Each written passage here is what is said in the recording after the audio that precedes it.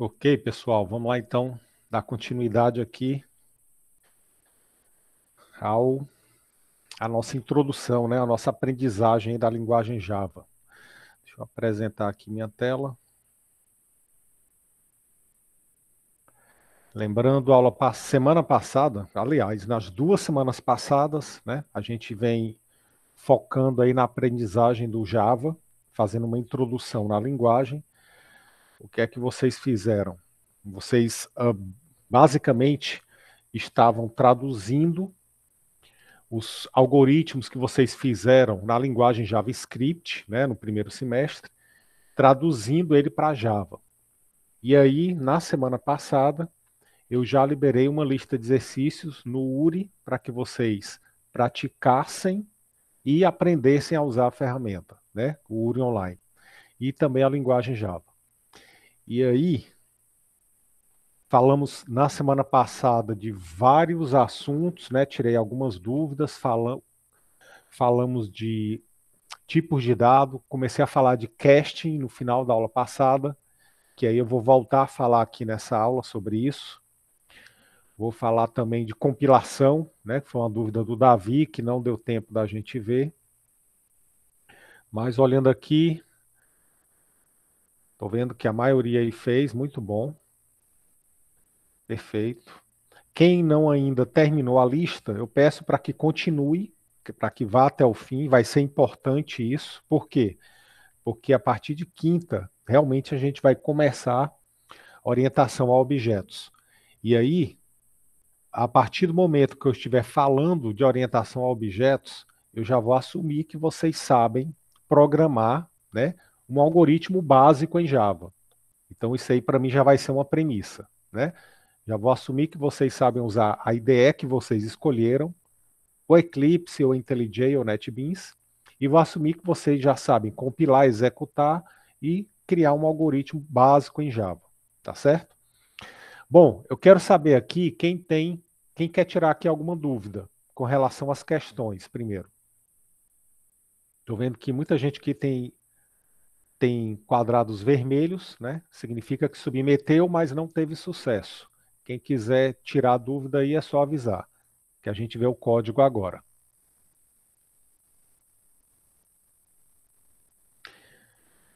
Yasmin, eu tenho uma lista de arrays em Java, tá? Eu posso, quem quiser, eu posso até criar uma lista aí, disponibilizar para vocês praticarem, tá? Pronto. Então eu vou liberar para vocês essa lista. Só para fazer uma prática, né, de array. Beleza. Ah, então ótimo. Então, hoje eu libero. Vai ser a lista 0.5.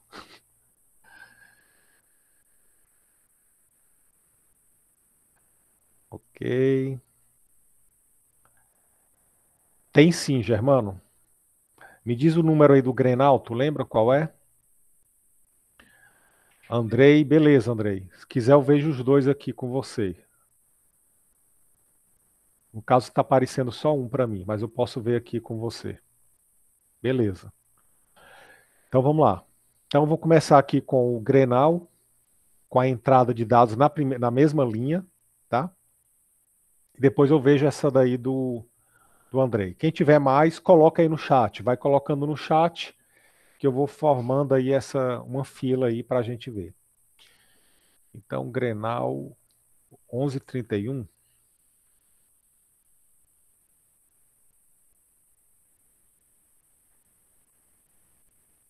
Pronto. Então, o que acontece aqui nessa questão?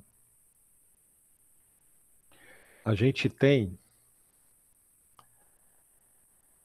a entrada de dados, né? Dois na mesma linha, dois dados na mesma linha. Lá no JavaScript, vocês usavam o comando split, né? Lia a linha inteira e usava o split para poder quebrar aqueles dados, fatiar e atribuir para variáveis, né? Que estariam dentro de um vetor. Beleza. Aquele tipo de entrada dá para fazer em Java, se quiser, porém não é necessário fazer isso. Por quê? Vou mostrar aqui para vocês como funciona aqui na prática o scan. É o seguinte, eu vou até aproveitar esse código aqui da última aula.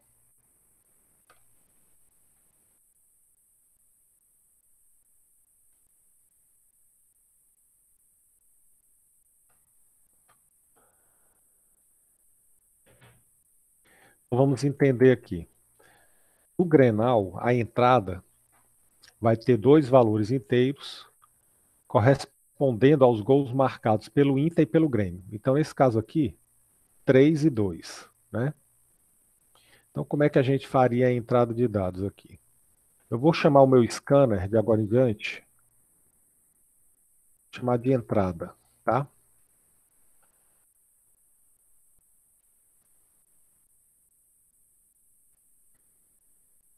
Então, aqui, primeiro valor,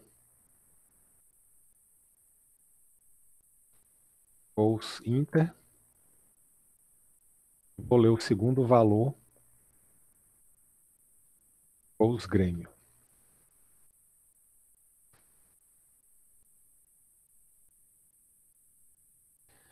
E aqui eu vou exibir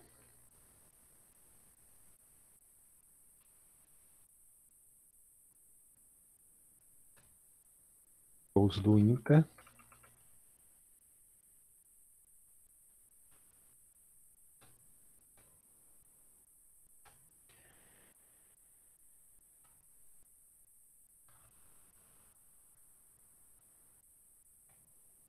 gols do Grêmio.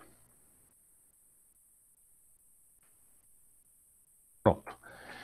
Então aqui a gente tem a nossa entrada de dados.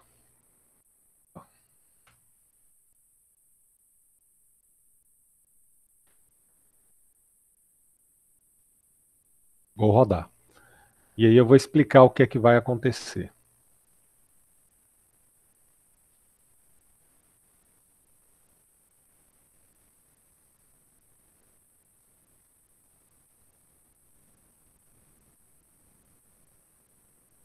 Pronto. Então aqui ele está esperando a entrada de dados, né? E vou colocar do jeito que está lá. 3 e 2. 3 espaço 2. E aí ele leu e mostrou. Então ele mesmo já fez, né, a entrada corretamente e colocou nas variáveis. Vamos entender o que é que aconteceu aqui.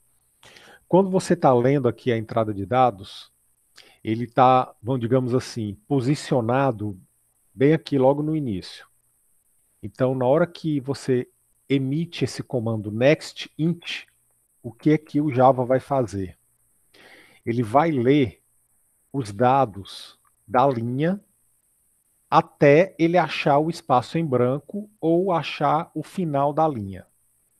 Então, na hora que o next int encontra um espaço em branco ou o final da linha, ele para, pega aqueles dados que ele leu e converte para inteiro. E aí ele atribui aqui para essa variável. Depois, o que aconteceu? Ele chegou no espaço em branco e aí ele já vai ficar aqui posicionado, né, depois do espaço em branco, no ponto para ler a próxima informação. Aí, quando eu tenho esse outro comando nextInt, o que vai acontecer? Ele vai continuar a leitura dos dados até encontrar um espaço em branco ou um final de linha. Como aqui ele vai encontrar um final de linha, ele vai parar, e aí pega aqueles dados que ele leu, no caso o 2, converte para inteiro e atribui para o goals game. Aí, o que acontece? Como ele chegou no final da linha, ele já vai ficar automaticamente posicionado aqui para ler a próxima entrada de dados, aqui embaixo. E aí, se eu colocar um outro next int, o que é que vai acontecer? Ele vai ler aquele número 1. Deixa eu botar aqui para vocês verem.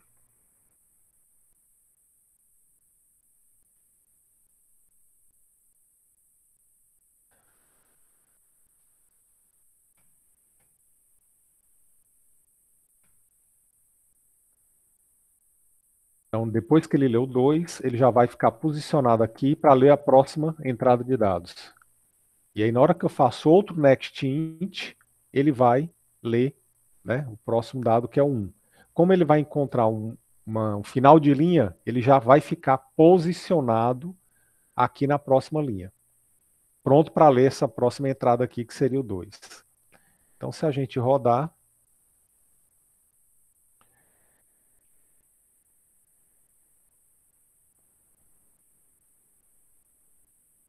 3, 2, 1. Então, o que acontece com os comandos next? É um fluxo contínuo de entrada de dados. Ele vai consumindo todos aqueles caracteres da entrada de dados. No final da disciplina, quando vocês já estiverem com uma boa bagagem, a gente vai entrar a fundo dentro do scanner e vocês vão entender o porquê que esse comportamento é assim, tá?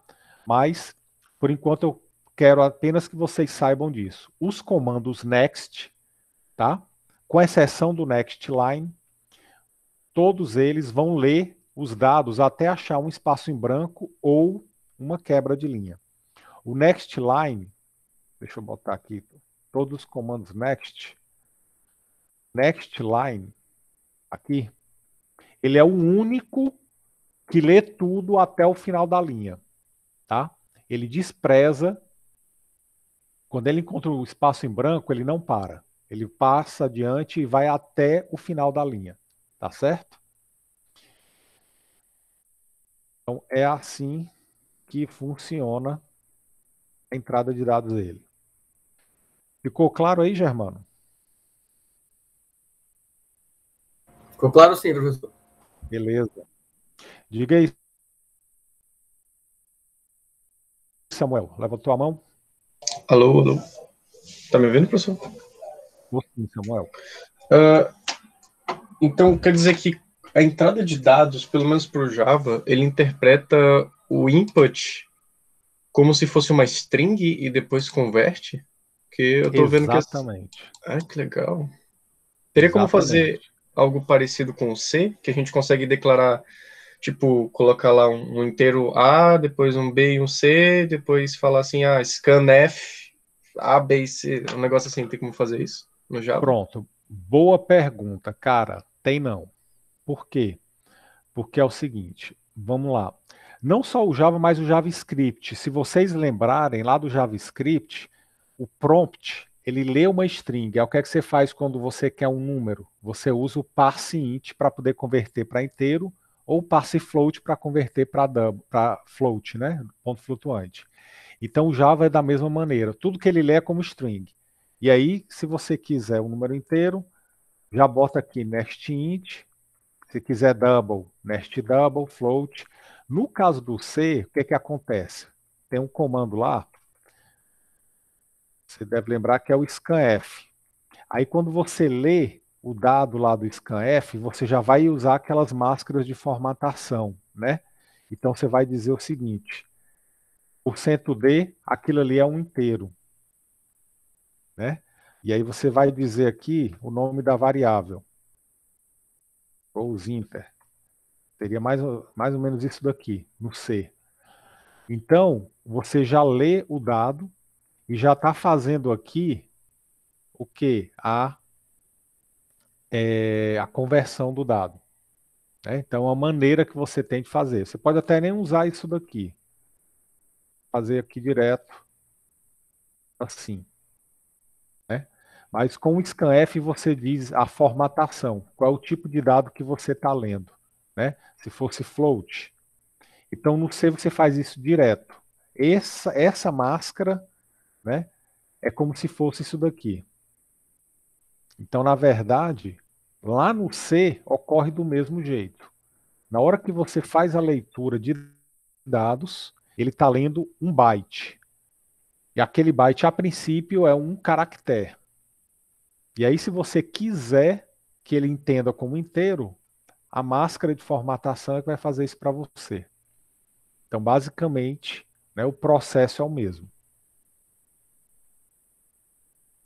Entendi, ele só não tem esse Ficou claro aí, cara? Ele só não tem esse arquétipo do scanf, né? Que nem a gente pode fazer no C. Mas usando o nextInt é a mesma coisa, basicamente. Pelo que eu tô vendo aqui. É a mesma coisa. Exatamente. Entendi. Se fosse um next float, né? Se eu quisesse usar um um ponto flutuante, lá no C eu colocaria aqui o %F.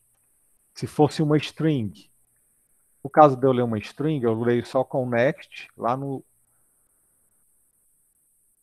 C seria o S, ou então C, de caracteres, né?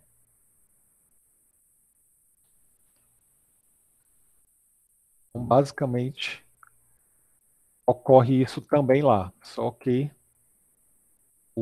a máscara do scanf é que vai fazer essa distinção.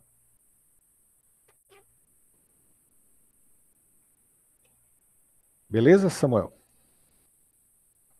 Beleza, pessoal, ficou entendido aqui. Beleza. Pronto, Lucas, você estava fazendo o next e dando split. Exatamente. Como é que seria a maneira parecida, né, com o do Java? Script. A gente poderia fazer isso daqui, ó. Poderia pegar, criar aqui uma variável linha e vou ler toda a linha. Aí eu vou usar o next line. Aí ele vai ler a linha inteira até o final da linha. Aí o que é que eu vou fazer aqui? Aí eu posso pegar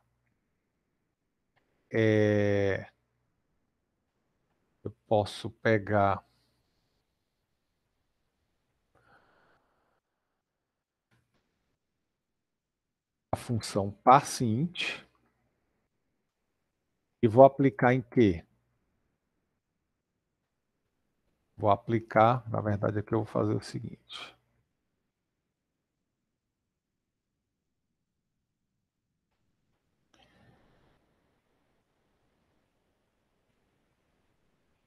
Vou aplicar já aqui o split. Split. E aqui vai ser um vetor de strings. E a posição 0 vou converter para ser o do Inter.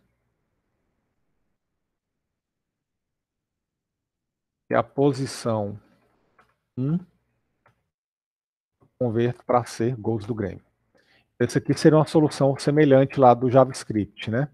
Onde você lê a linha inteira de uma vez e aí depois você faz o split, gerando um vetor com todos aqueles caracteres. E aí eu vou converter a primeira posição do vetor, que é o gols Grêmio, o segundo para gols. Primeiro é o gol Inter, depois gol Grêmio. Então isso aqui faria a mesma coisa, né? Só que programando mais. Beleza aí, Luca? E pessoal? Então, se fizer assim, funciona. Mas a gente pode deixar o NextInt fazer o trabalho. O trabalho por ele mesmo. Na hora que ele encontra o espaço em branco, ele já para.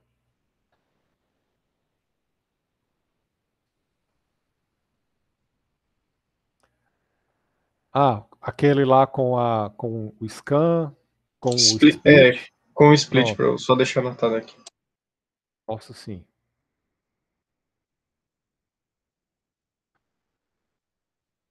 Isso seria string, um vetor. Aí eu pego a entrada, passo o next line, e aí fazer aqui passo a passo. Eu ainda não vou usar.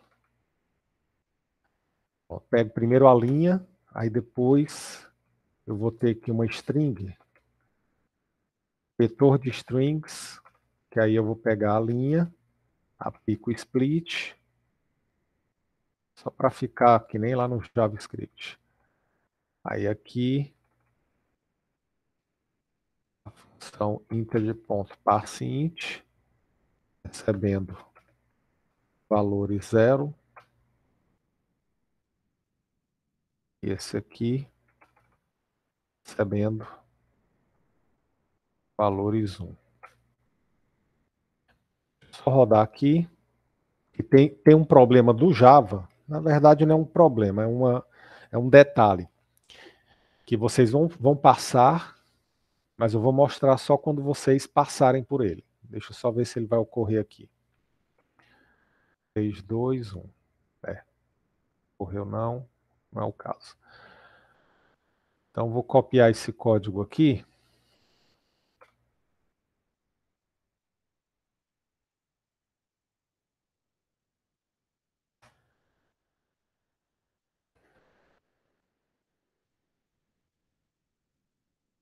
Essa é a solução estilo JavaScript.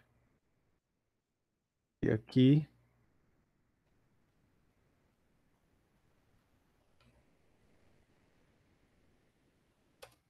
a mesma coisa sendo feita de outra maneira.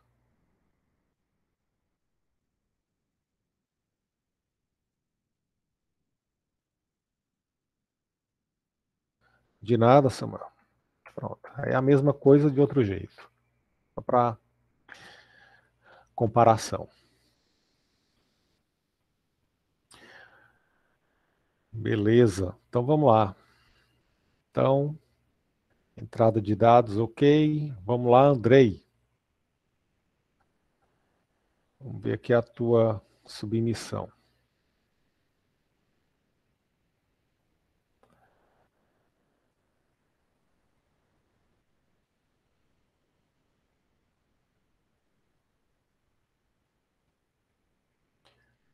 Beleza. Compilation erro significa o quê? Que ele não conseguiu compilar o código para executar. Deu um erro de compilação. Então aqui na IDE ele já acusa, né? Quando dá erro de compilação. Por quê? Porque ele faz uma... A IDE ela já aplica a compilação e mostra aqui para você, né? Quer dizer, faz uma pré-compilação. Então aqui, ó, pelo menos aqui você consegue ver, ó, não consegue resolver o método nextFloat, ou seja, ele não está entendendo quem é o nextFloat. Por quê? Porque o scanner aqui, ó, não está declarado, está faltando a importação do scanner. Pronto, professor. Posso falar? Pode sim, cara. Não, na real, no meu tem um import sim, só que aí no URI eu tinha esquecido de colocar o import do scanner, né?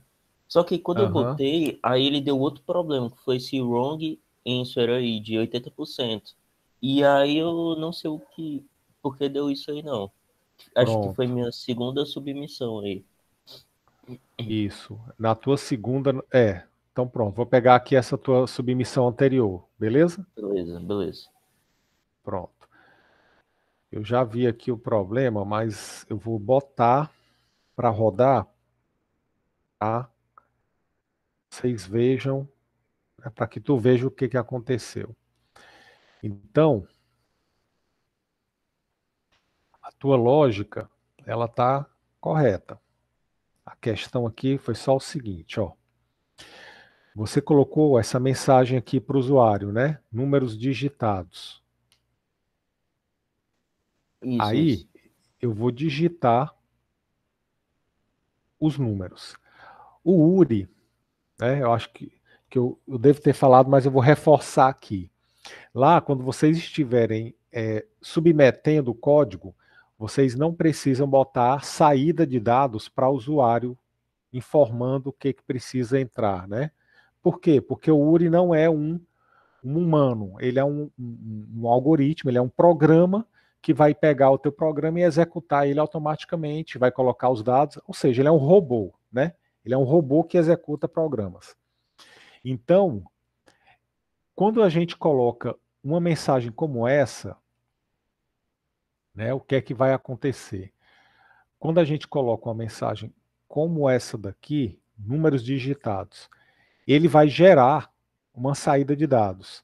E aí o robô do URI vai pegar o quê? Ele vai achar que isso aqui que você botou faz parte da tua saída de dados. Aí ele compara, né?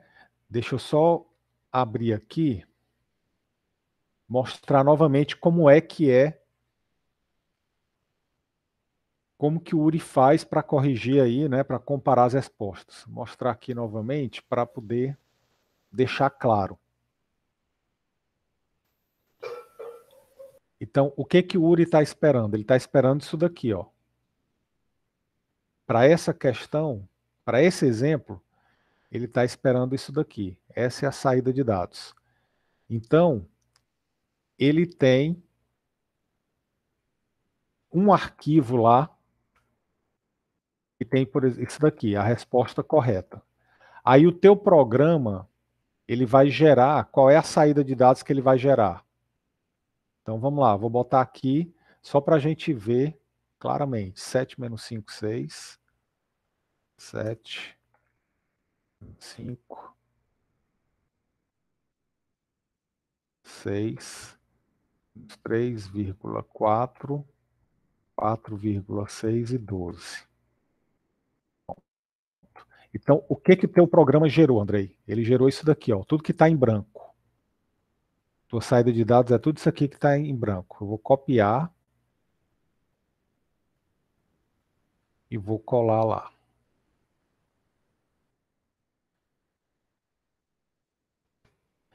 Então, o que o URI faz? Ele pega o arquivo, a tua saída de dados que foi gerado, que foi isso daqui, ó, o teu programa gerou isso daqui, e vai comparar com o que ele tem. O que ele tem lá é isso daqui. Na hora que ele compara os dois arquivos, ó, estão diferentes. Então, por isso que ele deu wrong answer. Deu resposta errada. Né? Embora o teu programa esteja certo, a tua lógica, mas a saída de dados não está conforme o esperado. Então, o que é que você vai precisar fazer? Primeiro, você vai tirar essa mensagem aqui, ó. Eu vou comentar. Então, antes de subir para o URI, comenta toda e qualquer mensagem que você botou, né, pedindo para digitar alguma coisa, etc. e tal. E a saída aqui, você tem que deixar exatamente como ele espera. Ele espera que seja assim, ó. Então, eu vou deixar desse jeito aqui. Na frente vem o valor, mais, aí aqui, valores positivos, minúsculo. Pronto. Aí agora, se eu rodar teu código, o que é que vai acontecer? Na hora que eu rodar o teu código, vamos ver o que é que o teu código vai gerar. 7 menos 5, 6, menos 3,4, 4,6 e 12. Pronto. Teu programa gerou só isso daqui, ó. Aí na hora que a gente vai comparar, ele vê que é exatamente o que ele esperava. E aí ele aceita. Ok? Então você vai fazer isso daí no teu código. Tira essa mensagem e altera a saída, para ficar exatamente igual. Aí submete de novo. Beleza, Andrei? Beleza. Obrigado, professor. De nada.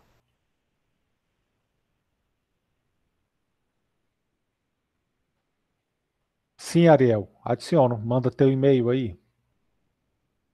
O e-mail que você usou lá no URI.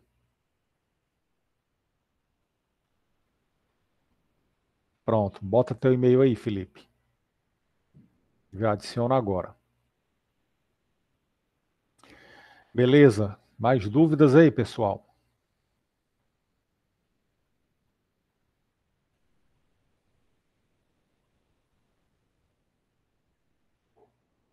Não havendo dúvidas, aí eu vou tirar as dúvidas lá da aula passada, que não deu tempo.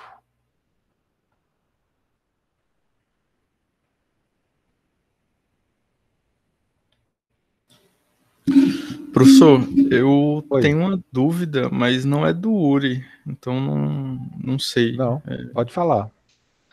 Professor, é porque eu estava tentando fazer uma coisa no Java e eu estava tentando ler uma lista de inteiros que estava num arquivo .txt do meu computador. E eu não consegui Certo. fazer isso de jeito nenhum. Eu olhei eu dei uns Google, mas eu não consegui fazer, não consegui resolver, não. Entendi.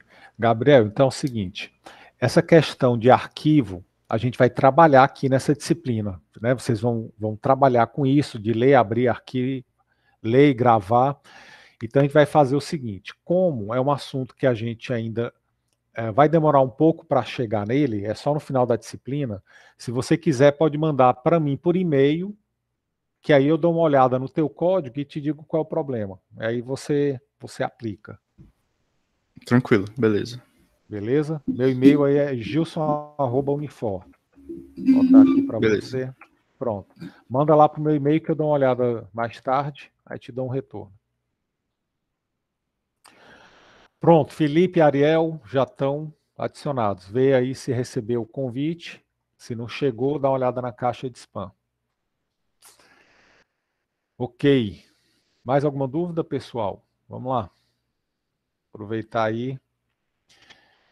Quem não fez ou ainda está fazendo e não tem dúvida, aproveite aí a aula para ir fazendo, né? Submetendo e tirando dúvida agora aqui comigo. Gilson, Oi, pode falar, é, Germano. é a sequência S2, que é 11:56 o exercício. Eu fiquei com a dúvida aqui na sequência, ver se está correta Certo, mesmo. beleza. Vou pegar teu código aqui, tá? Para ver? Beleza. Não sei nem se eu botei todo ali, mas tudo bem. Tranquilo. Joia.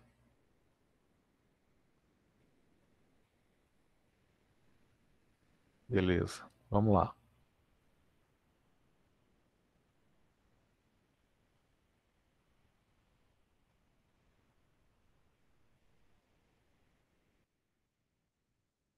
Eu vou rodar esse aqui.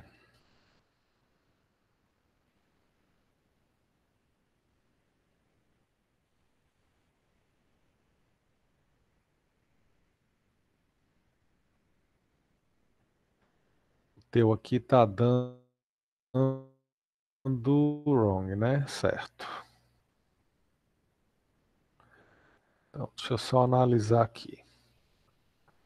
A soma, beleza? Começou com 1. E aí você está fazendo aqui de 3 até 39, perfeito. De 2 em 2. Joia. E aí, soma, recebe soma mais o i, dividido por i menos 1.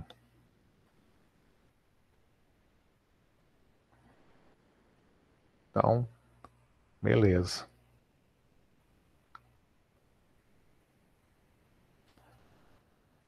Beleza. Legal, interessante esse teu termo genérico aqui. Eu não tinha visto ainda assim não. Legal, gostei. Beleza. E aí, printf.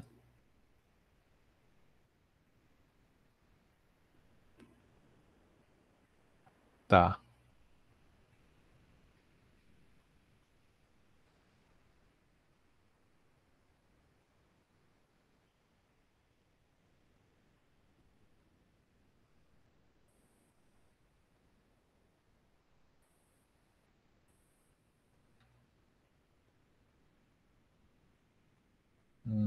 Estranho. Deixa eu ver se tem a saída dele aqui. Tem não.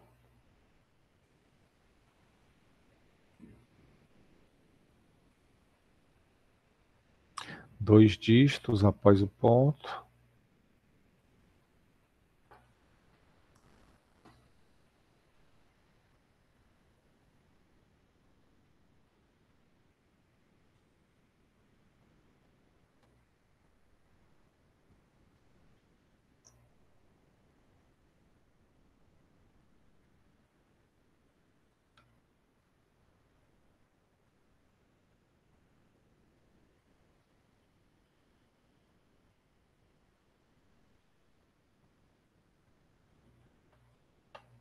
Hum.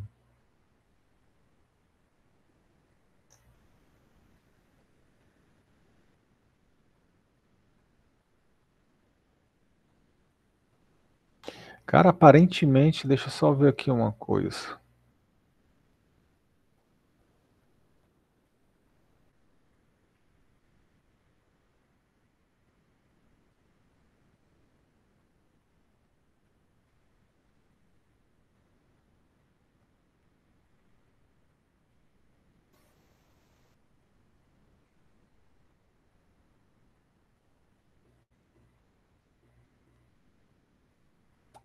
Ah, ah, ah, tá.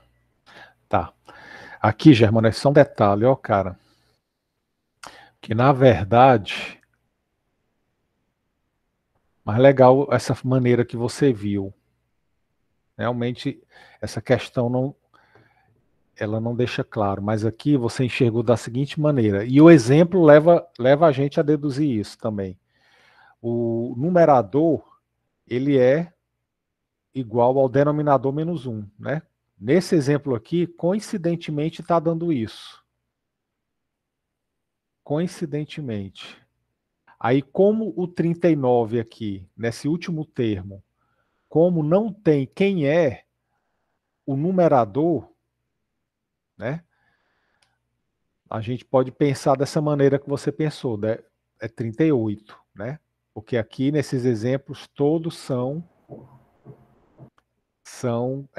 o denominador menos 1. Só que aqui é o seguinte, na verdade, o numerador ele é o dobro do numerador anterior. Esse número vai dobrando, né? Como assim? Deixa eu pegar aqui, vou colocar isso aqui de uma Agora eu outra entendi, maneira. já, viu, Gil? Entendeu, né? Entendi. Porque Agora eu assim, entendi. ó, cara, o detalhe é só o seguinte, esse 1 aqui, ele faz parte do termo genérico, né? Porque isso aqui é uma questão de generalização, né? Então, você pode enxergar aqui da seguinte maneira. Se você assumir que o 1 também faz parte, só que ele é desse jeito, ó, é 1 dividido por 1. E aí assim você enxerga. O próximo sempre é o dobro do anterior. Aí o 39 aqui vai dar um número lá bem grande, né? Mas aí enxergou já, né, Germano? Tranquilo. Já entendi. Eu tava na dúvida, mas aí agora tô tudo claro agora. Beleza. Valeu. Ok. Vamos ver aqui.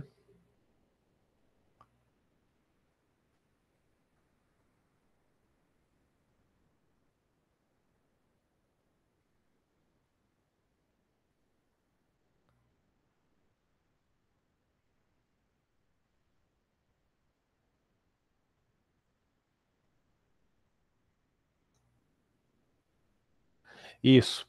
Esse grupo aí do WhatsApp é o grupo que eu criei da turma, né? É onde eu tô.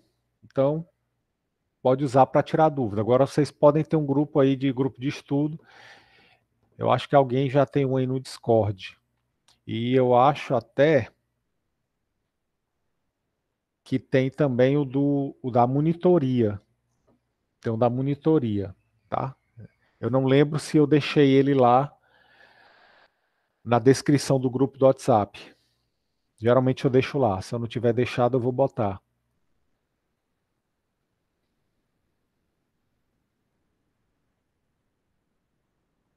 Pronto, isso mesmo. É o da monitoria.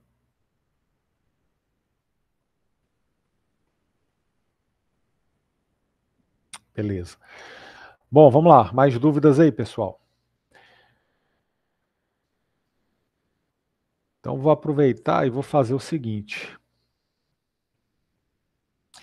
Vou falar aqui da conversão, do casting, né? Que foi um assunto que eu finalizei na aula passada, a partir de uma questão aqui das cobaias. Eu não lembro quem foi que pediu. Não sei se foi o Gabriel, se foi o Germano, ou se foi o Samuel.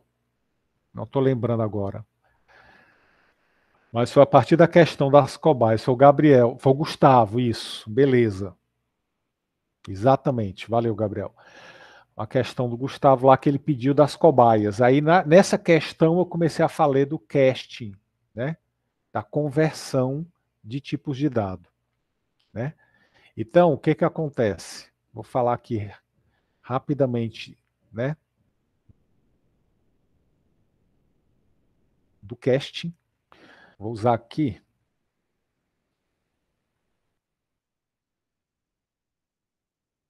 declaração de variáveis em Java. Então, vocês já sabem que precisa dizer qual é o tipo de dado, né? Porém, você pode fazer a conversão de dados, né, de um tipo de dado para outro, ok? O que que o tipo de dado importa? Importa no tamanho de memória que você vai precisar para armazenar aquele dado, né? Então, a gente viu aqui que o número inteiro, ele é um número que está dentro dessa faixa de intervalo. E o computador vai precisar de 32 bits para armazenar. Por que que são 32? Porque com 32 bits, né, você consegue fazer uma combinação de valores e consegue representar esse número aqui. Você representa 2 elevado a 32 valores diferentes. Né? 2 elevado a 32 dá um número muito grande, uma quantidade, exatamente a quantidade de números inteiros que você tem nessa faixa aqui. Se você precisar de um número maior, você pode usar um long. Aí, se você acrescentar mais um, né? Se você usar 64 bits, você já vai conseguir representar esse valor maior. E aí, como é que você converte o dado? O casting, ele é feito da seguinte maneira. Você coloca o tipo de dado de destino entre parênteses. Vou tirar aqui. Então, por exemplo, eu tenho aqui esse double.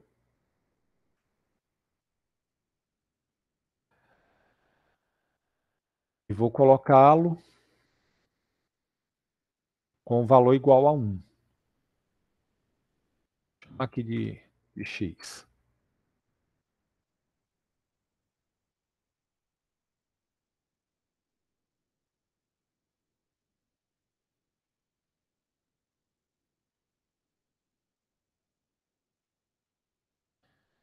Vou deixar ele como inteiro primeiro. Então, o que é que vai acontecer? Essa variável int, ela vai ocupar na memória, essa variável x vai ocupar 32 bits. E o valor que eu vou colocar lá, o número 1, né, vai ser armazenado como inteiro. Então está aqui, ó, a saída de dados inteiro. Se eu coloco ela como... Se eu coloco ela, por exemplo, como float, o que vai acontecer? O float, ele usa também 32 bits. Porém, né, os valores que eu vou representar vão estar nessa faixa de dados aqui. Ok? E aí, o número 1 já vai ser, ó, mostrado aqui com as casas decimais, né? Com a casa decimal. Agora, vamos supor que eu queira converter o número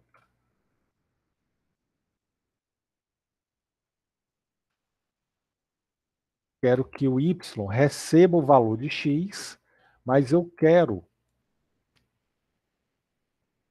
antes converter.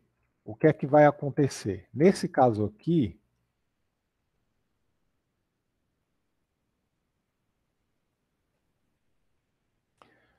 se eu quiser converter o x para float antes de para o y, tá? Eu vou colocar antes do nome da variável o tipo de dado que eu vou, né, converter. Então, como o x ele é inteiro, quando eu boto esse float aqui entre parênteses antes do nome da variável, ele vai converter o valor dessa variável para float, antes de armazenar no y. Então, isso daqui, pessoal, ele não está alterando o tipo de dado da variável x. Não. Ele está pegando o valor da variável x, convertendo para float e atribuindo para a variável y. Então, se a gente exibir aqui os valores, o que vai acontecer?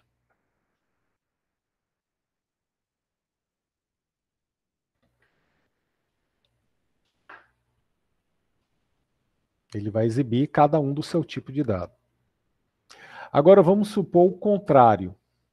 Vamos supor aqui o contrário. Então que x é float e ele, o valor 3.14.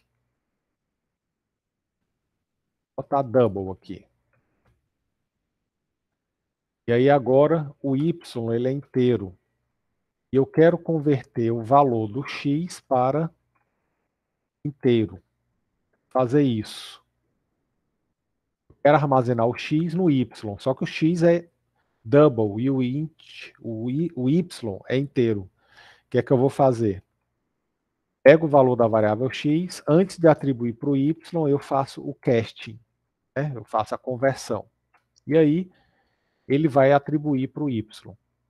Só que o que vai acontecer nessa parada aqui? Como o x é double, o que é que vai acontecer? Ele vai perder as casas decimais. E aí ele vai transformar, né, o valor 3.14 em 3. Ok? Bom, se eu quiser converter um número inteiro agora, ó, vamos fazer aqui o seguinte. Eu quero converter agora o x, que é inteiro, eu quero converter, vou botar aqui 48, e eu quero converter ele para caractere.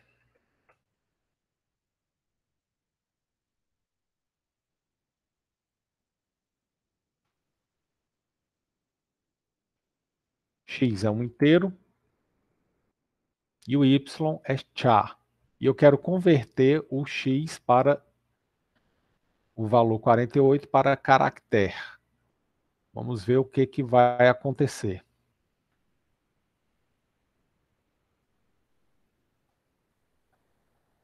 Fala já já, tá, Davi? Só um minuto. Só rodar aqui esse código.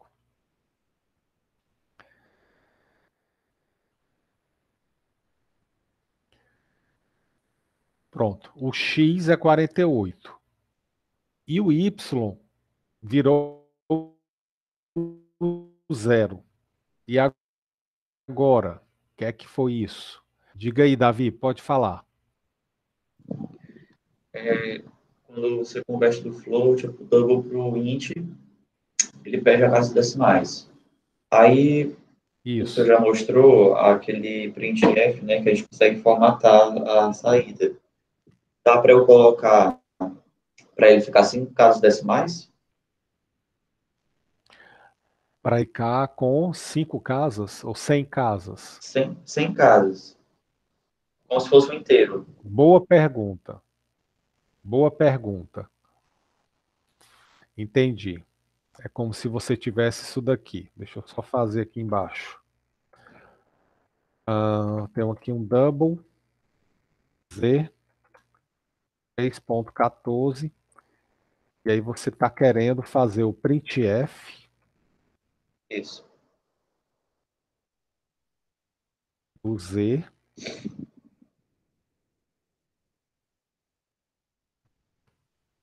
Só que você não quer casa decimal. É. Você quer que ele saia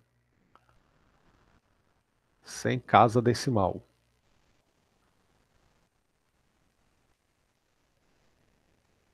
Então você vai fazer assim.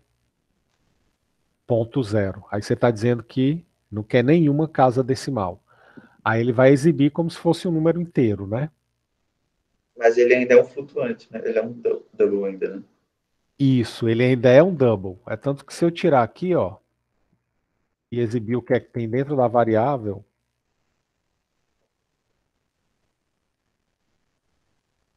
ele vai mostrar o valor dele original. Tá certo. Só por Beleza? curiosidade. Tá joia. Não, mas foi ótima aí a pergunta. Beleza, mas vamos voltar aqui para essa nossa conversão aqui de dados.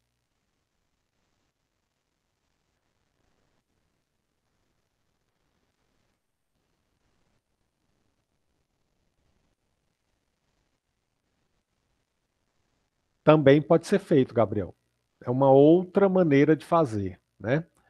O que o Gabriel está falando é isso daqui. Posso exibir como inteiro e antes de exibir como inteiro, eu faço o casting. É isso, Gabriel? Então aqui eu estou pegando o quê? Eu pego o Z, que é um double, faço o casting, aí ele transforma aquele valor para inteiro. Aí esse valor aqui vai ser exibido aqui como número inteiro. Então, o resultado vai ser a mesma coisa. Ele vai mostrar o 3. Tá? É uma outra maneira também de você fazer aquilo lá. Beleza, tô vendo aí que vocês já pegaram aí, entenderam aí o lance do caching. Só que agora eu quero ver se vocês entenderam esse lance aqui. O y é igual a 48. Eu converti o x, desculpa, o x é um inteiro igual a 48. Converti ele para caractere e o y ficou com 0. O que aconteceu aqui? O Unicode, professor? Isso, exatamente. É o código dele, né, dentro lá do Unicode, né, ou vou chamar de tabela ASCII, que é mais é um subconjunto lá do Unicode. Opa.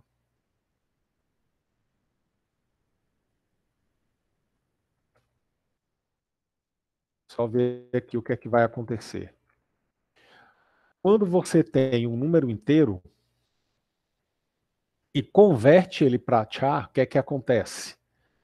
Ele vai transformar ele para o caractere correspondente da tabela ASCII, ou da Unicode, que é um conjunto maior, é um superconjunto que engloba a tabela ASCII.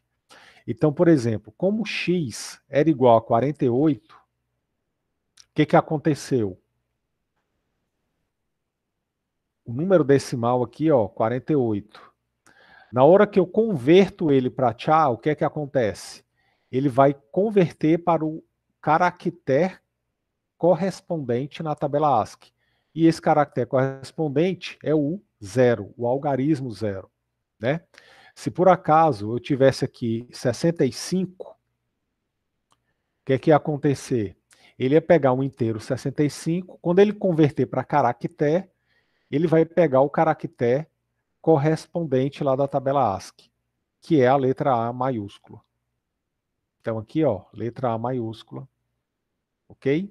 Então nesse caso aqui, quando você faz a conversão de inteiro para char, ou de char para inteiro, ele vai trabalhar com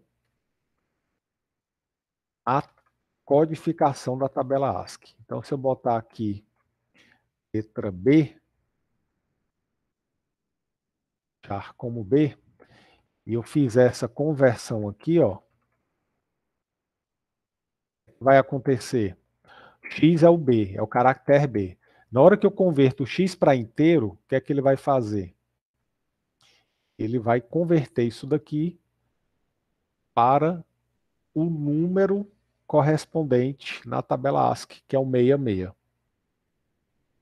Ok? Então, B66.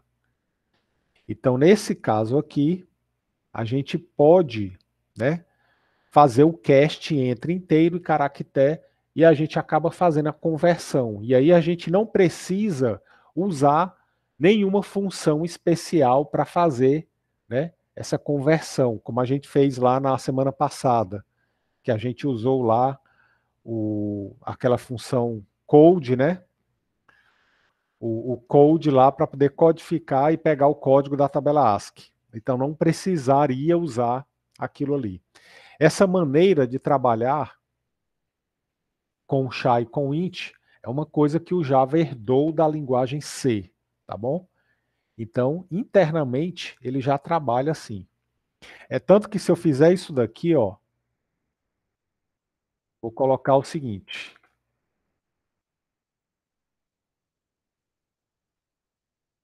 O que é que eu vou fazer agora? Eu vou imprimir aqui o número 65.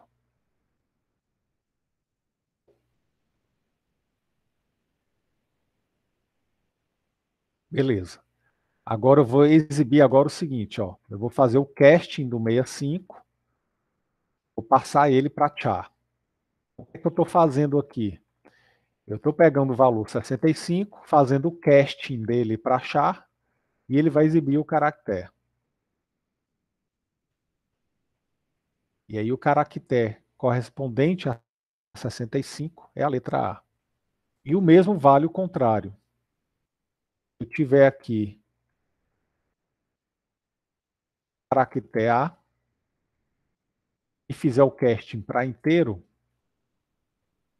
ele vai exibir não a letra A, mas vai exibir o número 65. Ok? Tá claro aí, pessoal? Essa questão aí? Se eu colocar, tipo assim, 2Bs, ele vai colocar 4, 6 na tela? Não, porque aí, boa pergunta. O que é que vai acontecer, cara?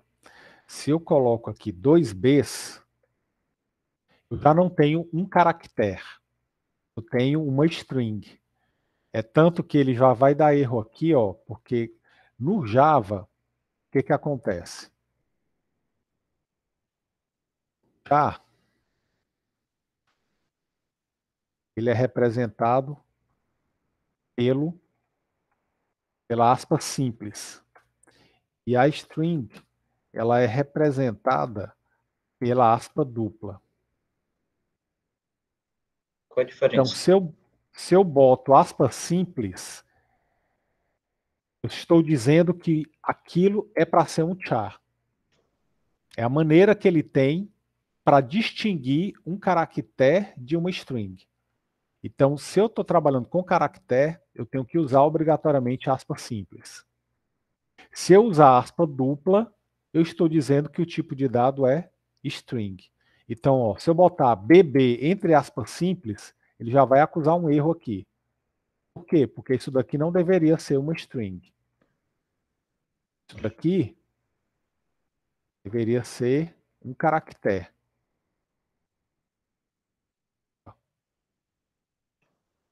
Tá? Então, isso daqui, ó, é um caractere. Se eu colocar aspa dupla,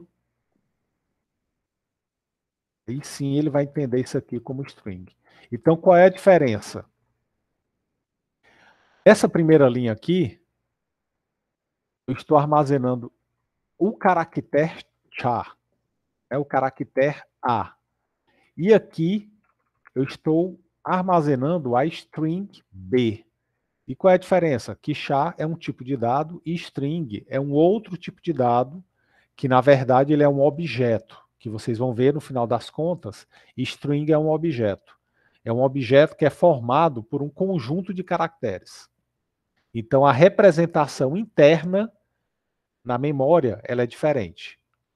Ok? O char ele ocupa apenas 16 bits. E a string vai ocupar bem mais bits, tá? Vai ocupar bem mais bits. Tudo vai depender de quê? De quantos caracteres aquela string vai ter. Então isso daqui vai fazer diferença para ele na hora dele gerenciar a memória, na hora dele alocar a memória para armazenar o dado. Ok? Quando o char ele tem mais de uma letra, aí ele não é mais um char? Não é mais um char. Ele é uma string. Ele é uma string. Porque o char ele é um único caractere. Então, a string é como se fosse vários char, né? Isso. A string é um vetor de caractere, um array de caracteres. Tá bom. Beleza. Joia. Isso, Gabriel. Modos diferentes de atingir o mesmo objetivo.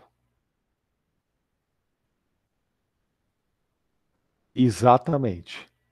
Se a questão é apenas a aparência, então você faz o casting lá dentro do printf mesmo. Agora, se você precisar que aquele valor seja usado futuramente, aí você faz o casting e atribui para uma variável. Isso, Yasmin, exatamente. Exatamente, Samuel. É a mesma coisa que o trunc lá do JavaScript. Beleza, Pedro? Boa sorte lá. Ok.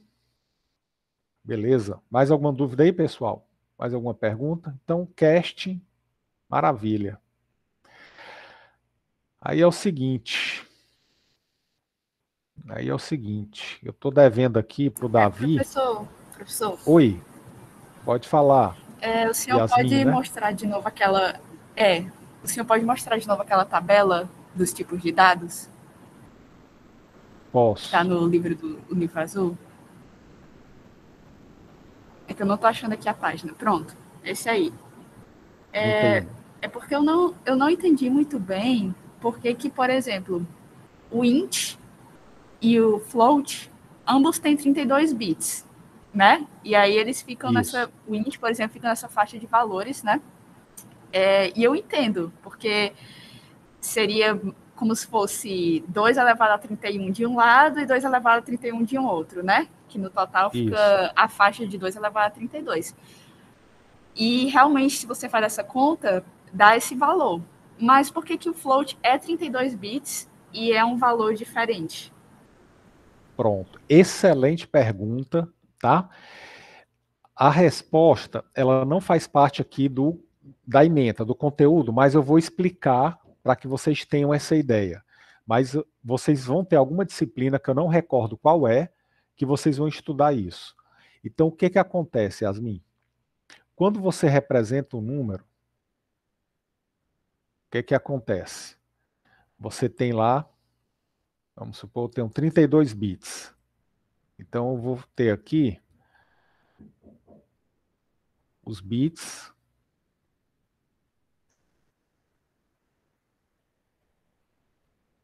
Vou fazer aqui com 16 bits, que é só para poder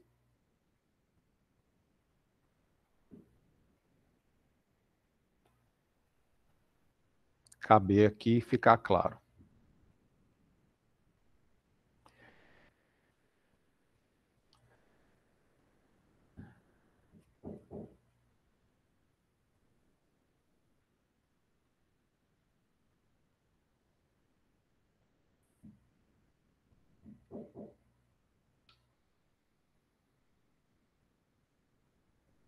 Então, 3, 4, 5, 6, 7, 8, 9, 10, 11, 12, 13, 14, 15. Pronto. 3, 6, 9, 10. Tirar aqui esse último. Então, o que é que acontece? Imaginem a seguinte situação. Eu quero representar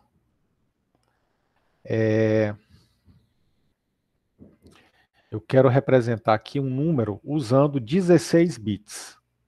Tá? Vou usar com 16, mas a lógica vai valer para 32, para 64. Então, quantos números eu posso representar? Né?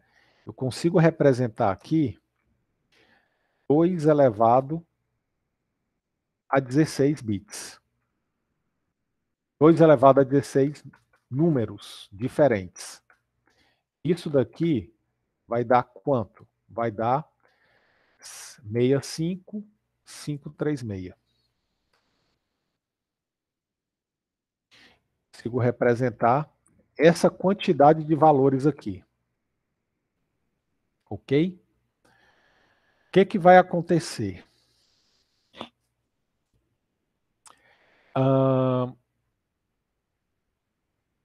quando eu represento um número inteiro, todos os bits são usados para representar.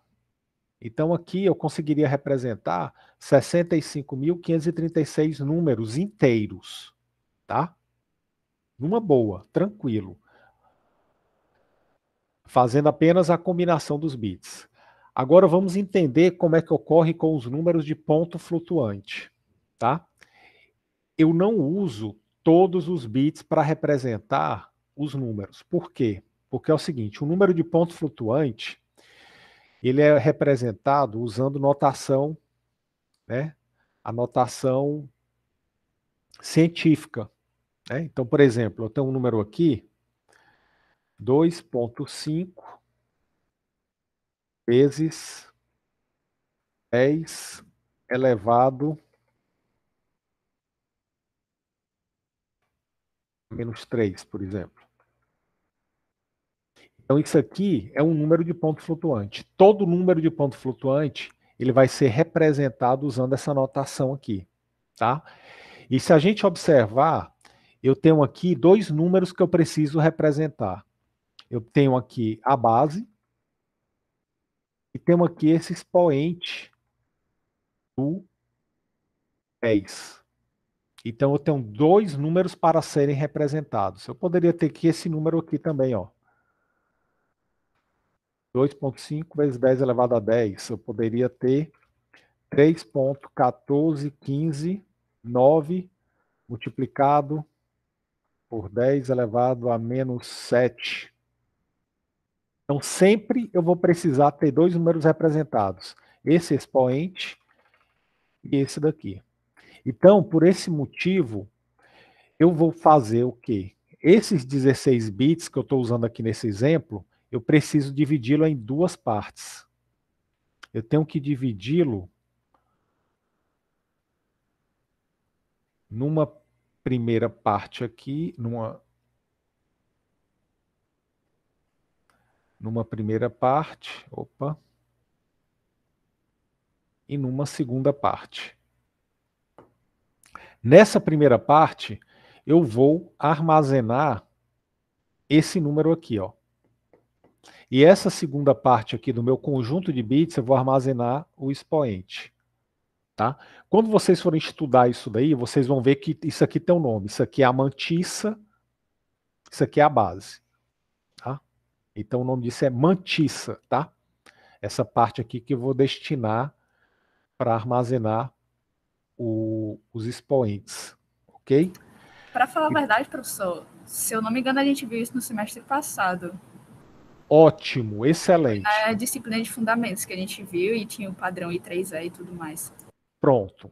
Então o padrão I3E, acho que é o 354, se eu não me engano, ele descreve como é que os números vão ser representados. Eu acho que é fundamentos de sistemas computacionais, né, Yasmin? É essa mesma. Pronto. Então, por esse motivo, o que que acontece? Como você vai ter bem menos bits aqui, ó, esse número aqui acaba sendo menor do que se eu fosse usar todo o meu conjunto, porque eu tenho que reservar uma parte para o expoente. E ainda tem que ter mais um bit aqui, né, que eu deixei de fora, que é para o sinal. Dizer se é positivo ou negativo. Ficou claro aí? Sim, ficou. Pronto. Aí quando eu uso 32 bits, é a mesma lógica. Então é por isso que essa conta aqui, quando eu passo 32 bits para usar inteiro, eu tenho mais números do que quando eu tenho um float, mesmo usando a mesma quantidade de bits. Porque eu tenho que pegar aquele conjunto e dividir para mantissa e para o expoente. Beleza? Certo. Joia. Ok, pessoal. Então vamos lá. Então, para a gente finalizar aqui, para a gente fechar, vou responder aqui, finalmente, Davi, a sua dúvida, né? A tua pergunta lá da compilação. Da compilação. Vamos lá. Então, pessoal, o Java, vou pegar aqui esse esquema da página 11 do livro azul. Quais são os passos para eu executar um programa em Java? Seguinte. A gente tem o nosso arquivo .java, que tem um código-fonte. Então está aqui o nosso código-fonte, né? Vou pegar aqui.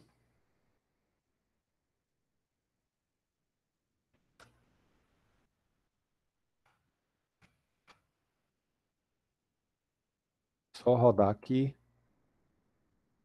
Deixar ele executável. Pronto.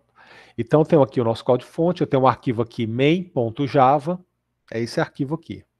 O que acontece? Para eu executar esse programa, eu preciso compilar esse programa. E quem faz essa compilação? É um programa, é um software chamado compilador. Então, o que é que ele faz? Ele vai pegar esse meu código e vai gerar um arquivo em código de máquina, em linguagem de máquina. O que é uma linguagem de máquina? É a linguagem que o processador entende, que o processador da máquina vai entender. Que vocês, acredito que devam ter visto também lá em Fundamentos de Sistemas Computacionais. Então, o compilador vai fazer isso, tá certo? O que acontece no caso do Java? Qual é a máquina que vai executar esse código? É o meu hardware? Não. Quem vai executar o código compilado é uma máquina virtual. É um software. Então, quem roda esse código aqui da linguagem de máquina não é a máquina, o teu hardware propriamente dito. É um software que a tua máquina executa. E esse software se chama Máquina Virtual Java, ou Java Virtual Machine, né? JVM. Então, na verdade, o que vai acontecer? Essa máquina virtual que tem instalado no seu computador vai rodar isso daqui. E o que essa máquina virtual faz? Ela simula o comportamento de um computador. Aí vem a pergunta, mas professor, por que ela vai simular o comportamento de um computador? Por que ele já não é o meu computador que executa a máquina? Ok? Tudo partiu, pessoal, vamos voltar aqui, né, lá para os anos 90. O que aconteceu quando o pessoal criou o Java? Quando a internet começou a ganhar popularidade, o que aconteceu? Você tinha várias máquinas, vários ambientes computacionais que rodavam. Você tinha Windows, você tinha Linux, né? Você tinha outros ambientes operacionais que nem existem mais, sistemas, né? Você tinha o OS2, tinha Solaris, né? Tinha vários sistemas operacionais. E a internet, ela ganhou força exatamente pela multiplataforma. Por você conseguir no teu browser, qualquer que seja o sistema operacional, você exibir aquelas páginas. E aí o que a galera, né, na época da equipe do Java, teve aquela sacada? Vamos fazer uma linguagem que consiga ser executada em qualquer sistema operacional. Ok? Então, o que acontece quando a gente compila um programa? Acontece isso daqui. Eu tenho aqui o meu programa, tá? Eu tenho aqui o meu código-fonte. Aí, eu vou compilar esse programa. E aí, a compilação vai gerar isso daqui. Vai gerar um código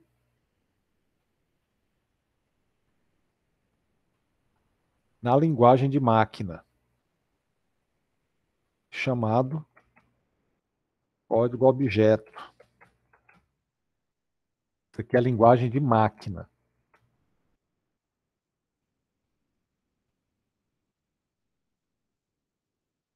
Linguagem de máquina.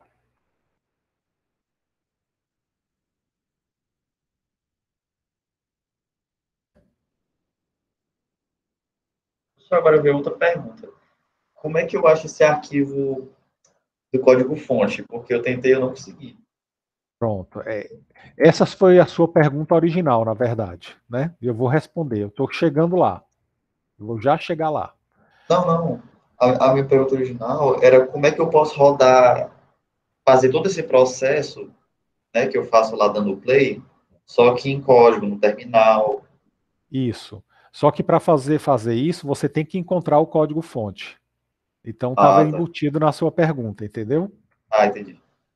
Então, por isso que eu estou fazendo aqui, contando essa história aqui. Aqui você tem a linguagem de programação. Código-fonte. Aí aqui você tem o teu código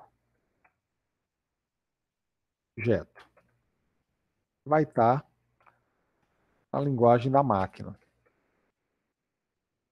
E aí você vai fazer aqui a compilação. Beleza. Aí o que que acontece?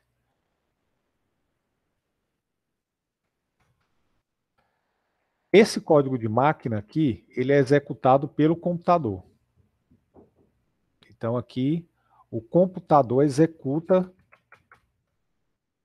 seu código objeto. Está pronto para ser executado.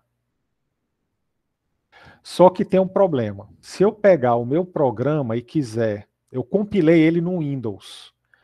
E aí, se eu pegar esse código e rodar ele para o Linux, ele já não vai funcionar. Tá certo? Por quê? Porque lá o sistema operacional é outro.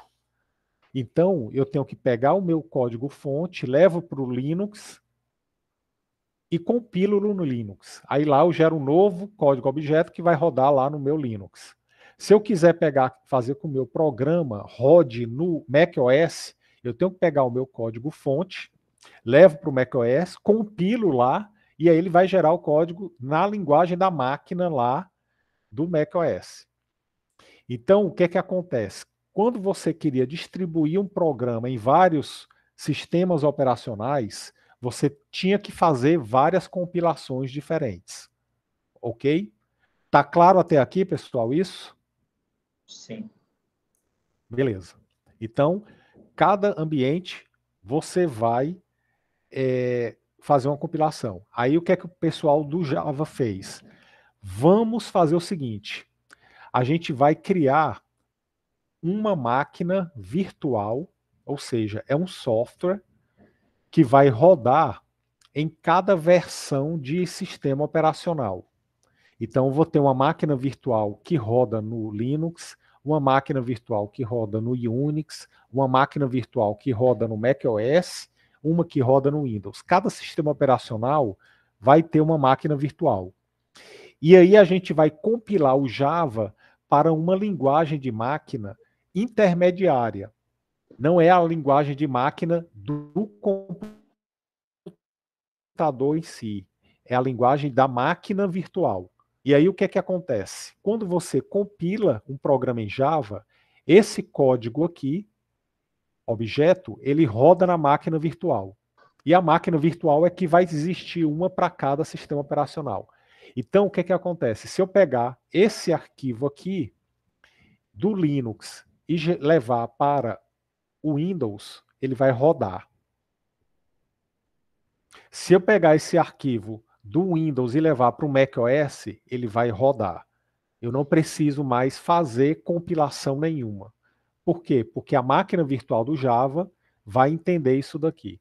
Então isso daqui foi a grande sacada do Java e que tornou ele muito popular. E aí vem a pergunta: onde é que eu encontro esses arquivos? Como é que eu faço para compilá-lo sem precisar de uma IDE? E aí agora vou responder realmente o Davi. Seguinte, se eu pegar aqui, ó, aqui o meu arquivo, vou botar aqui botão direito, vou usar o atalho. Bem aqui, ó, tem uma opção chamada Show in Explorer. Se eu clicar aqui, ele vai abrir lá o Explorer. Opa, deu uma travada aqui. Ele vai abrir aqui o Explorer. Ó, e ele está mostrando para mim aqui exatamente onde eu encontro o meu arquivo .java. Então ele está nessa pasta aqui, ó. Se você observar, ele está na pasta do Idea Projects, que é a pasta do meu IntelliJ. Está dentro dessa pasta T16412, que é o nome do projeto que eu criei, ó, T16412, e observem que todas essas pastas que eu vejo na IDE, aqui do lado esquerdo, são exatamente as pastas que tem dentro do computador. E essa pastinha aqui, SRC, é justamente essa daqui. Então, o que eu vejo lá no meu IDE é o que eu vejo lá no computador mesmo, tá certo? Então, tá aqui. E onde é que está esse arquivo class? Que ele compila. Ele fica aqui, ó, out, nessa pasta out, production, T16412, tá aqui ele, ó, main.class. Então, se eu pegar esse meu arquivo e mandar para vocês pelo WhatsApp, vocês podem baixar aí na máquina de vocês que ele vai rodar. Ele vai executar. Tá certo? Como é que eu faço isso pelo terminal? Né? Aí agora aquela pergunta original do Davi. Como é que eu vou fazer isso pelo terminal? Vou fazer o seguinte, Davi. Eu vou abrir aqui o prompt, tá? Eu vou abrir aqui o terminal para mim e vou fazer esse processo.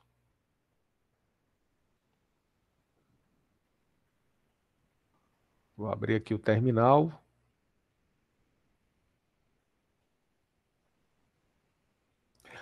E aí o que eu estou fazendo aqui, como eu estou na minha partição aqui de Windows, eu vou fazer no Windows, mas o que eu vou fazer aqui você pode fazer no Linux, no macOS, tá?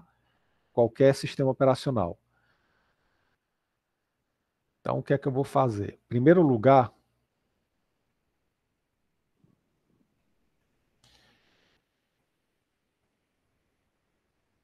eu vou lá para aquela minha pasta onde eu tenho. Eita. Pronto.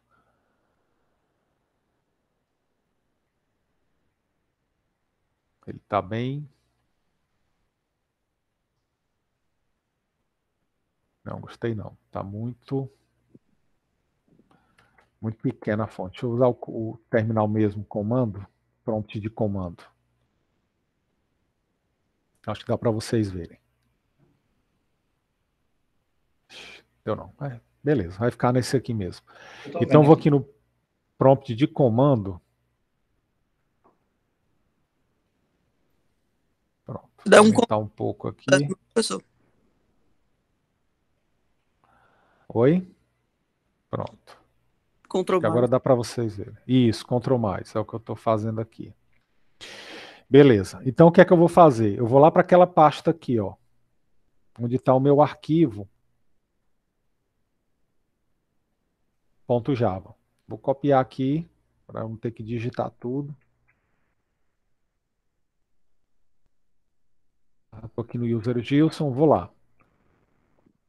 Fazer aqui cd idea projects barra P16412 barra src. Pronto. Então estou lá, se eu pedir para ver o arquivo, está aqui ele, ó, main.java. Então, como é que eu vou fazer para compilar? Eu vou usar o compilador do Java, tá? Tá aqui, o compilador do Java se chama JavaC. Então, eu vou fazer o quê? Eu vou compilar aqui, ó, JavaC main.java.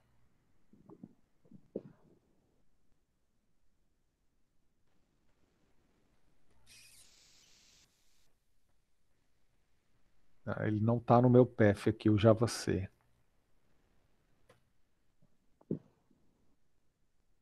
Java ele reconheceu.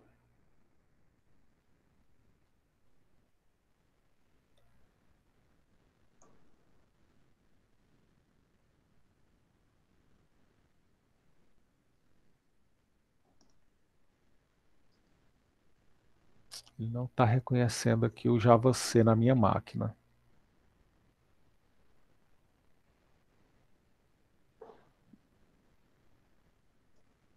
Ok, problema não.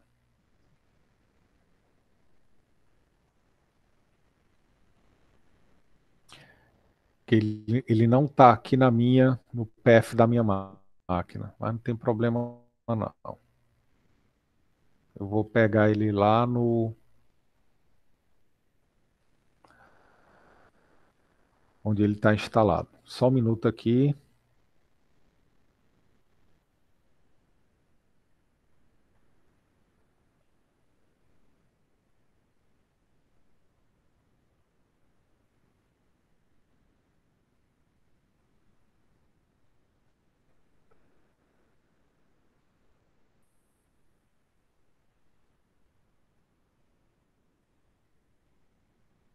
Beleza, esse é o caminho dele. Então vou rodar ele aqui. Eu teria que botar ele no path da minha máquina. Não, tá?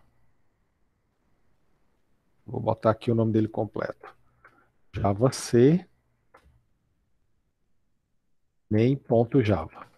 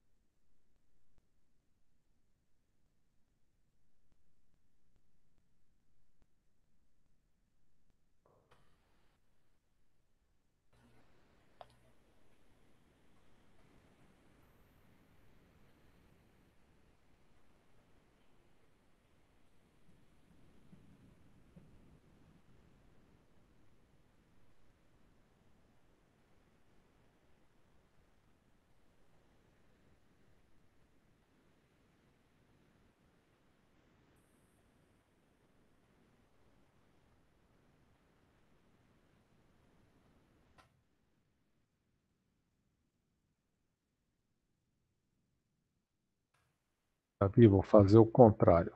Vou fazer o seguinte. Eu vou rodar o Java C lá da pasta onde ele está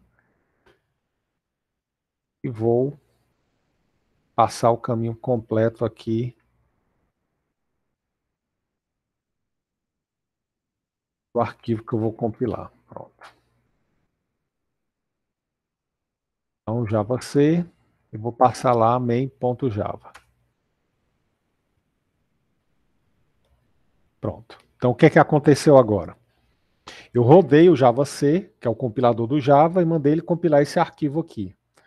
O que é que aconteceu? Ele compilou e gerou o .class aqui, ó, na mesma pasta que eu criei. Como eu estou compilando por fora, né, sem estar na IDE, ele gera na mesma pasta que fica o meu .java. Então tá aqui ele, ó, o .class, tá? Que ele acabou de gerar, aqui às 9h10. E aí como é que eu faço para executar ele, né, dentro, pelo terminal? Então, eu vou lá no...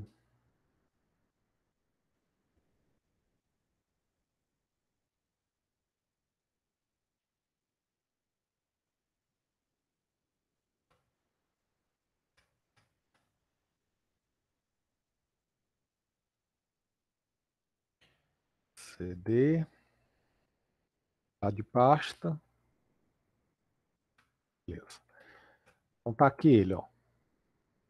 Java, o main.java e o main.class, que é o código, né, objeto. Se a gente abrir esse arquivo aqui, deixa eu abrir ele aqui no Notepad para ver o que é que tem dentro dele. Pronto. A gente não entende nada do que tem dentro porque realmente não é para a gente entender. Quem tem que entender isso aqui é a máquina. Tá? Aí como é que eu vou fazer para executá-lo? Eu vou usar o comando Java main.class.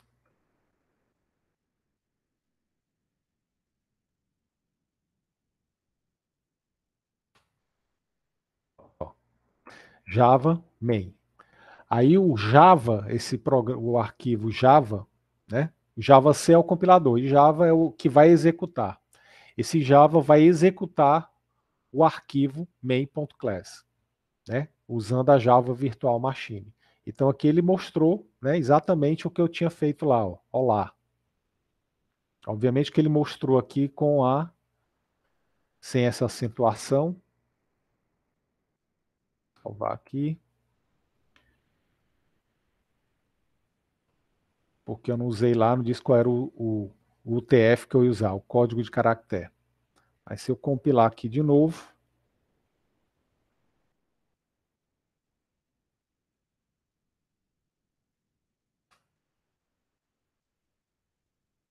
compilar ele novamente, ó. Opa.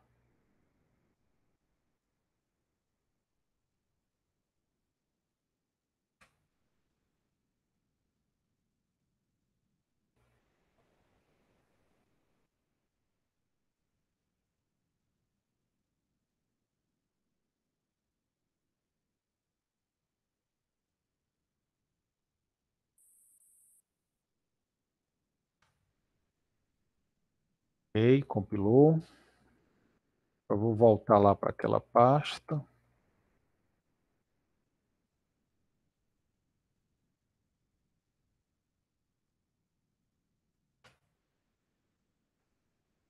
Beleza, 9.14. Agora eu vou rodar Java.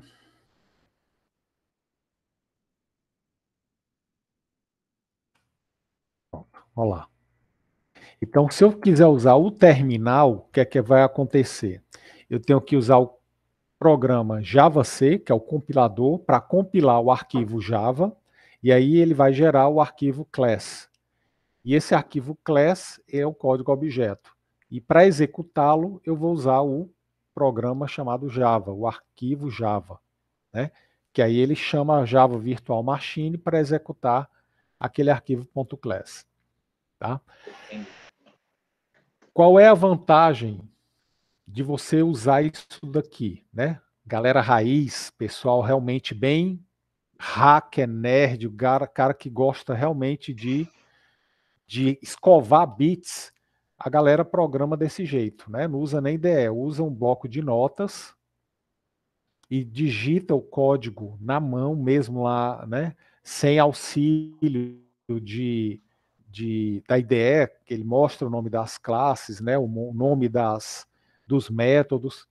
O cara abre um bloco de notas puro e seco e vai digitando o arquivo e vai salvando e vai compilando por aqui. Tá? Então, tem gente que programa assim? Tem. São poucos? Não. Eu conheço muita gente que prefere programar assim, ter o controle total do negócio. Agora, a vantagem de você usar uma IDE é a produtividade. Né? Você não precisa estar chamando comando lá no terminal e tudo mais. Aqui, dentro de um ambiente só, eu edito o meu arquivo, eu compilo o meu arquivo, eu executo o meu arquivo. Né? Então, faço tudo isso aqui dentro. Beleza? Tá. Onde é que foi que o senhor colocou lá para ele mostrar o caminho do arquivo? Opa, aqui no terminal? Não, na IDE. Ah, na IDE. Tu vem aqui, ó, clica aqui, botão direito em cima do nome do arquivo. Aí tem aqui, Show in Explorer. Aí ele vai abrir aqui essa pasta aqui. Exatamente onde tu vai encontrar o arquivo. No meu não mostra. Cara, pode não. Espera um pouquinho, ele demora um pouco. Pode não, ele tem que mostrar. Você pode, inclusive, por aqui, ó. Se eu vier aqui do lado esquerdo, botão direito, aqui nessa árvore aqui de lado.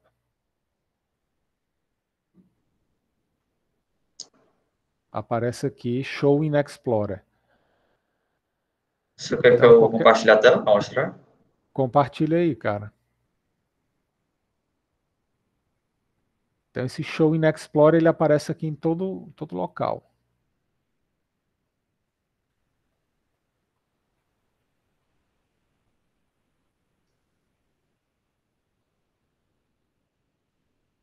Jamile, posso sim. Eu disponibilizo lá. Enquanto o Davi mostra a tela, deixa só eu botar aqui a presença de quem chegou depois. Vamos ver aqui.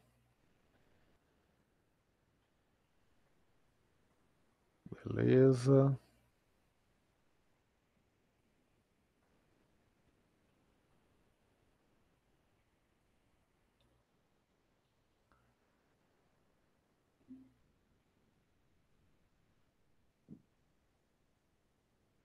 Tá vendo? Não, tô só vendo aqui a presença. Olha já, só um minuto.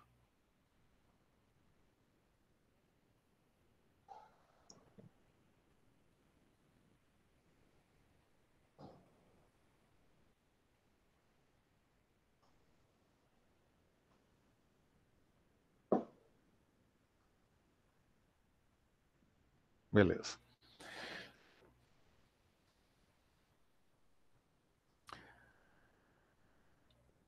Sim, vai.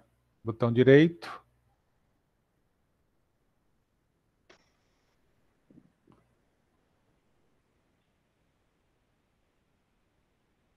Não tem a opção aí, show, né? Você não tá vendo, não? Não, tá muito pequena aí a tua resolução. Ah, Mas ele aparece a opção Show in Explorer? não. Agora deixa eu Ah. ver se eu peguei aqui. Ó, tá aqui, ó. Olha. Ah, é que essa tua versão aí é mais nova, cara. É que é aquela lá que tem que conseguir a licença. Aham. Não, mas deve ser uma versão mais nova ainda, porque esse minha aqui já tem uns 3 anos que eu tenho esse. Nunca atualizei esse meu IntelliJ. Então, eles devem ter mudado aí o menu, alguma coisa assim. Pronto, Então tá bom. Aí ele abriu e já mostrou lá. Beleza. Joia. Então pronto. Jamília, eu boto sim lá o livro, inclusive, eu acho que ele está lá no AVA, tá? Mas eu posso mandar lá para o grupo. Isso, Ariel. A JVM é uma espécie de segundo compilador. Porque o que é que acontece? Ele acaba tendo que compilar o código aqui para a linguagem da máquina realmente. Então, existem duas compilações. Existem essa primeira, que passa para cá, e vai ter essa segunda aqui. Essa segunda, na verdade, é um interpretador, não é um compilador. Né?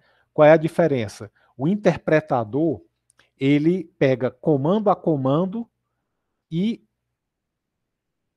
transforma, traduz na hora para a linguagem da máquina e executa. Né? É como aquele exemplo que eu dei no início do semestre. É como você assistiu a entrega do Oscar ao vivo com alguém traduzindo e depois ele legendado. A compilação ele pega tudo e traduz, é o legendado. E essa parte aqui, que é o interpretado, ele pega comando a comando e traduz na hora. Né? Faz a interpretação na hora. Então é por isso que o Java ele é mais lento do que algumas linguagens como C, C++, que geram um código só, que é executado direto pela máquina. Por isso que ele tem essa questão aí da lentidão.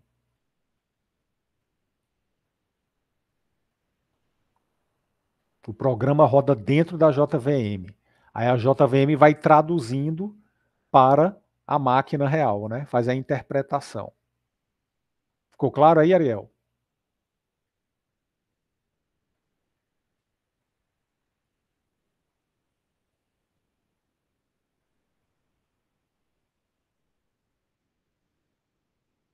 Nem tá mais o Ariel. Beleza. Pessoal, passamos do tempo já, né? Vocês têm um CD, eu também. Bom, então, quinta-feira, já começamos a orientação ao objeto, tá bom? Já vou assumir aí que vocês já estão ambientados com Java, confortáveis no processo de compilação, de execução de um código, e aí a gente já parte direto para a orientação ao objeto, tá bom? Qualquer dúvida aí, estou à disposição. Grande abraço a todos, fiquem com Deus e uma boa semana. Tchau, tchau. Tchau, professor. Obrigado. Tchau, professor. Até mais, professor. Obrigada. Até a próxima. Tchau,